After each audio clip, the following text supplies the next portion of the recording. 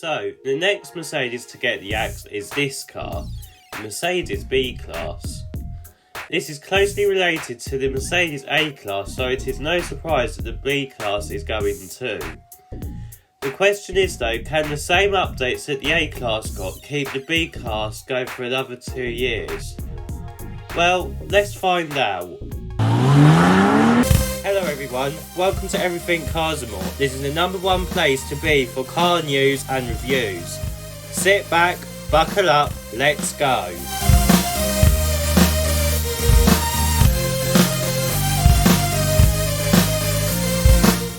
So, let's start with changes at the front. To be honest, they are very hard to spot. You get some new headlights with a slightly different graphic in them, and you also get a new grille with a new mesh pattern just like on the A-Class. Everything else is the same though. This means you get the older style bumper, which for me isn't enough. Changing the bumper to the new A-Class style would have made this car look more modern in my opinion. Moving around to the side, and again changes are very minimal. You get some new colours and some new wheel options, but apart from that everything else is the same as before. Moving around to the back, and the changes are similar to the front. The bumper is exactly the same as the one before, but we do get some new graphics in the tail lights. Now, don't get me wrong, the overall design of the Mercedes B-Class is still modern and premium. But if you are upgrading from a pre-facelift to a facelift car, people won't notice it at first until they look close. It is even harder with a personalised number plate. I know that this car is being discontinued in 2 years' time, but they could have put a bit more effort in updating it. Let's have a look at the engine options to see if they have updated anything there. So, the engine lineup has changed for the facelift, but not for the better. Mercedes has reduced the engine range down to just 2 engines. You can either have the B200, which is a 1.33 litre turbo petrol engine designed by Renault and built by Mercedes. It has 163 brake horsepower and has mild hybrid technology.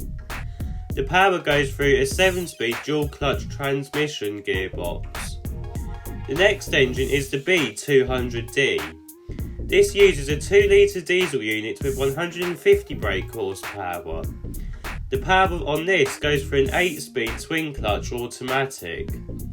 The price of the Mercedes B-Class starts at £35,125. Let's have a look at the interior to see if anything has changed there. Now, getting inside the B-Class and you are welcomed with the same changes that the A-Class got.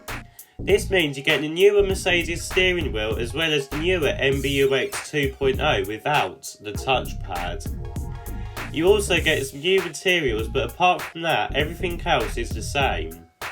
To be honest, I don't mind as the interior of the A-Class and B-Class are still great and premium. For an MPV, the interior is the best on the market. Let's have a look at the rear seats as this is the most important part of the B-Class. Now, getting into the rear of the B-Class, and headroom and legroom is more than enough even for a 6-footer. You also sit slightly higher just like any other MPV in the back. Sitting 3 in the back though will be a squeeze as there is a big hump in the floor. Overall though, it is not that bad. It also feels like a much higher and stretched A-Class. Let's have a look at the boot. So, opening the boot and you are welcomed with a flat loading bay and some storage nets either side. Boot size with the seats up is 445 litres, and if you fold the seats down 40, 20, 40, you get 1,530 litres. So the Mercedes B-Class was already a great car in terms of premium looks and its space. The interior was also good, but these updates have not changed it enough to make it feel newer. If you have a B-Class, then there is no reason to upgrade as it is exactly the same as the old one. Personally, I would have liked some bigger updates on the outside to make it feel different from the pre-facelift.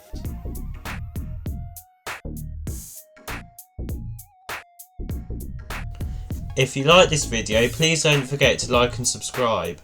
See you in the next video.